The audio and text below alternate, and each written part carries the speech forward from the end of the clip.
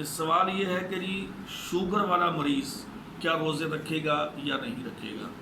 یہ دو بھائیوں نے سوال کیا ہے، ایک تو قاسم بھائی ہیں اور دوسرے عدنان بھائی ہیں پشاور سے۔ دیکھیں شوگر والا مریض جو ہے جی، اگر تو شوگر اتنی اس کی ہائی ہے کہ وہ برداشت نہیں کر سکتا تو اللہ رب العالمین نے اس کو اجازت دی ہے۔ پہلا جو سٹیپ ہے، اللہ نے فرمایا کہ تمہارے اوپر روزے فرض ہیں، لیکن اگر کوئی آدمی تم میں سے من کان منکم مریضا او علی سفر فعدۃ من ایام اخر، اگر کوئی بیمار ہو یا مسافر ہو تو اللہ تعالیٰ نے اس کو اجازت دی ہے کہ وہ بعد میں یعنی رمضان کے گزرنے کے بعد جب وہ صحت مند ہو تو اس وقت وہ روزے رکھ لے۔ لیکن اگر ایسا آدمی ہے کہ جس کے صحت مند ہونے کی دوبارہ کوئی توقع نہیں ہے، ضعیف العمر ہے، صحت مند ہونے کی اس کی توقع نہیں ہے، تو اس کے لیے یہ ہے کہ وہ کسی کو اپنی جگہ پہ روزے رکھوا دے گا۔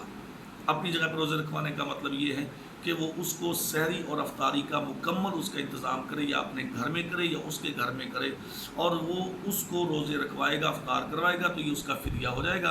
تو اللہ رب العالمین نے یہ اس کو اجازت دی ہے۔ لیکن اگر وہ خود روزے رکھ سکتا ہے تو رمضان کے گزر جانے کے بعد، بس ابھی تو گرمیاں ہیں، بڑے دن ہیں، آگے سردیوں میں چھوٹے دن آ جاتے ہیں، سردی ہو جاتی ہے، روزہ رکھنا آسان ہو جاتا ہے، تو اگر وہ بعد میں رکھ سکتا ہے تو بعد میں رکھ لے۔ لیکن اگر وہ نہیں رکھ سکتا، ضعیف العمر ہے، بیماری اس کی دیر پا ہے، درینہ بیماری ہے، تو وہ اپنی جگہ پہ کسی کو روزہ رکھوا دے گا۔ اس کو فدیہ کہا جاتا ہے۔